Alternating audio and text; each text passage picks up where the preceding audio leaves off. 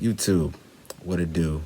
It's your boy Playoff Don. I'm back with another video, and I had to drop this because I had some stuff on my mind. Now, what I like to do is I like to sit back and I like to think of what I like to really ponder on, like what just took place, what's going on right now, and what could potentially happen in the future. You know, I do it a lot with sports as far as like the overall landscape of the sport, for lack of a better term. I'm sure there's probably a way better term that I'm not thinking of. But this video right here, I want to talk about this NBA offseason. I feel like this offseason here has the potential to be one of the more important off seasons. I really do. I feel like there were a lot of teams who did not go out the way they wanted to. Their season didn't end the way they wanted it to. Either whether it was going into the bubble or the teams that couldn't get to the bubble way back in March. There's a lot of teams that things didn't go their way. Things didn't go how they wanted it. I feel like there's a lot of those teams, and there's a lot of teams like that who may be kind of desperate to make big moves.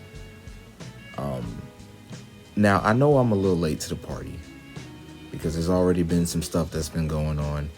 There's already players to be rumored. There's already teams interested in players, through the rumor mill. There's already been coaching hirings and coaching firings, like the Clippers. Like the Clippers come to mind first. The Clippers, like they, what's the word? I'm blacking out. They help me out. God, I'm tripping. They promote. There we go. They promote Tyronn Lue to head coach. They kick Doc Rivers to the curb. They make Ty Lue, who's won a title recently, they make him their overall head coach. Doc Rivers, within days, gets scooped up by the 76ers. He's their head coach. The Sixers, they bring in, that's another team who I feel like they could be doing a lot of stuff. I feel like they're up to something. That's another team that could be doing a lot of stuff this offseason. They bring in Daryl Morey to see over basketball operations. It sounds like a GM to me. It's probably going to be him who makes all the basketball decisions and probably just moves Elton Brand to the side. He's still in the building, of course, but I think Morey's just been more successful. But there's that. The Sixers have already got their hands in stuff. They're already doing stuff.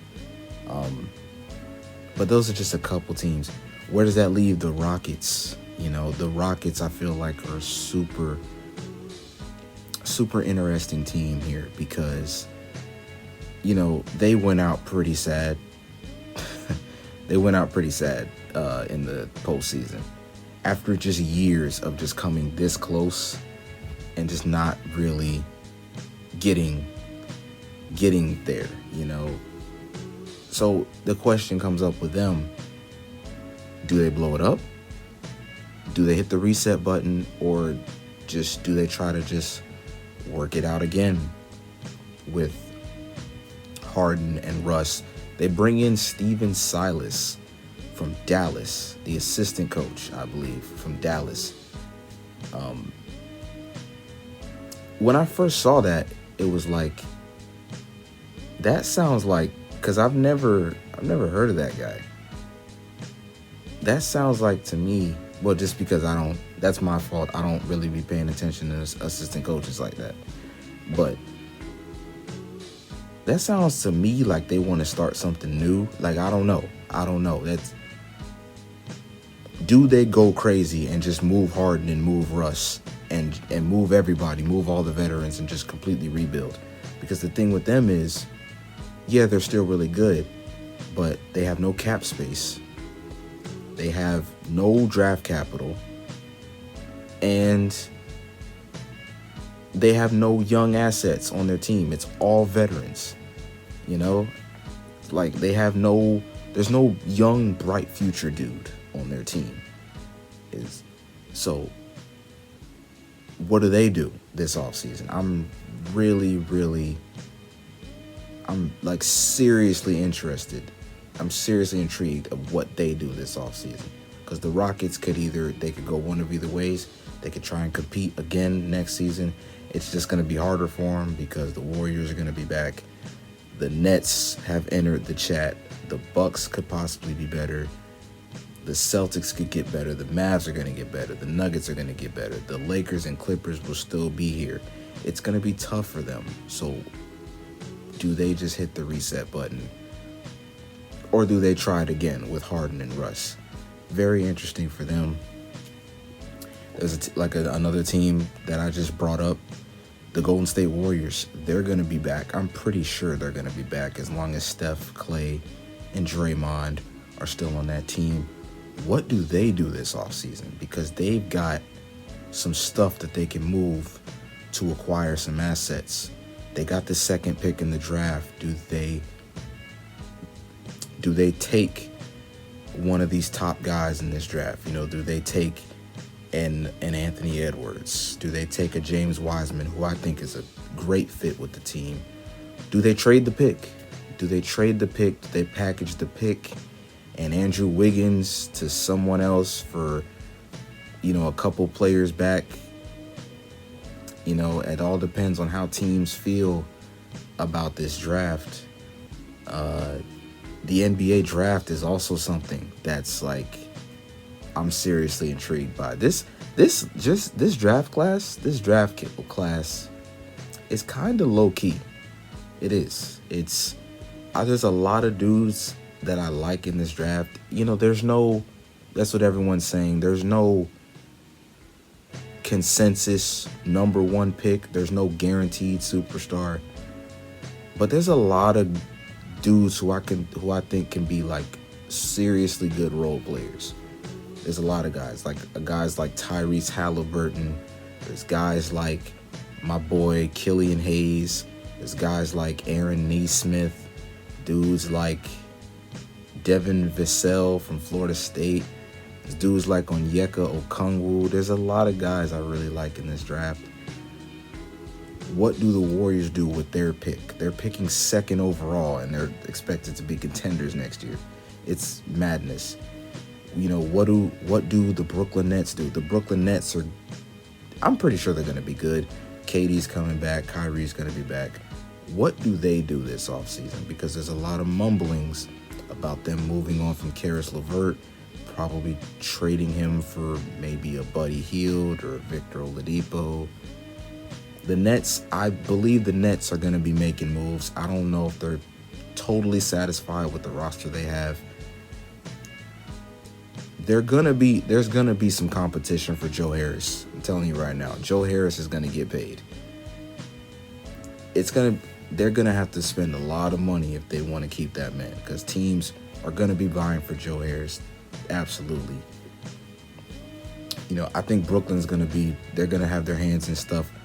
What do the Milwaukee Bucks do? The Bucks just went out kind of sad. They went out kind of sad as well. Complete upset in the second round. They really got exposed.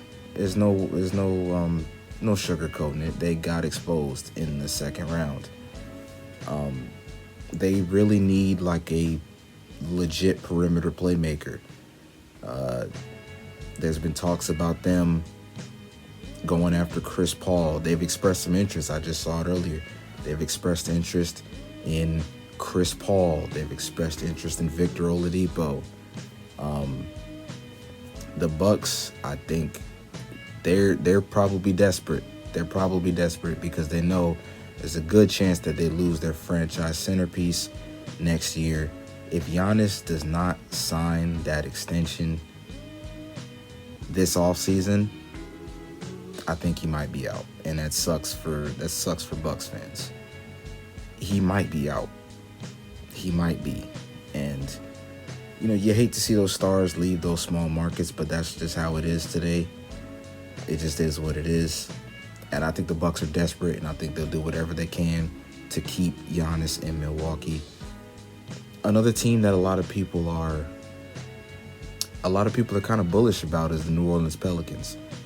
I think they're going to be doing stuff. They brought in Stan Van Gundy. I think that's a great hire. I think every team Van Gundy's been on, the defense was good, and the main problem with the Pelicans was their defense. Their defense was atrocious in the NBA bubble.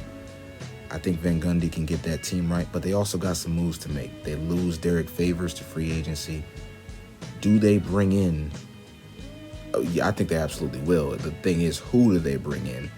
What center do they bring in to put next to Zion Williamson and Brandon Ingram? Derek Favors is a good player. I don't think he's the best fit with those guys. You probably want more of a five who can spread the floor. Somebody like Miles Turner, who they would have to trade for. That brings me to the Pacers. The Pacers have been in a ton of rumor mills. What do the Pacers do? The Pacers, the big thing with them is Victor Oladipo. What do they do with Victor Oladipo? Victor has been rumored to so many teams, it's almost hilarious. He's been rumored to the Kings, the Lakers, the Bucks, the Sixers. It's insane. I don't know how high Victor's stock is. I think he's still a really good player, but he hasn't been the same guy since 2018. Now, he did get hurt, but I thought he had plenty of time to look like himself when it came time for the bubble, and it just didn't happen. He's in rumors. Miles Turner's in rumors. I don't know if Miles Turner and Sabonis are a great fit together. They might want to move on from Miles Turner as well. I think he'd be a great fit in New Orleans. The Pacers are in a ton of rumor mills. It's insane. One team that I am insanely intrigued by is the Minnesota Timberwolves. They have the number 1 overall pick. What do they do with their pick? It's rumors that they could trade, that they want to trade. They're looking to trade the number 1 pick because they're not high on the top guys in this draft. What do they do? I think the T-Wolves should be looking for a lot, more of a dude who's going to change their defensive culture. A dude who's going to come in and be a great defender right out the gate. They need that. They need that guy. You probably want to move the pick for somebody like that. So the T-Wolves, what do they do? Or do they just take a Anthony Edwards? Or do they just take a LaMelo Ball, who I think would be a kind of a weird fit next to Towns and D'Angelo? Maybe not a weird fit, but I don't think that's a winning move. I don't think that's a win now move. I feel like Towns and D'Lo are ready to win games right now.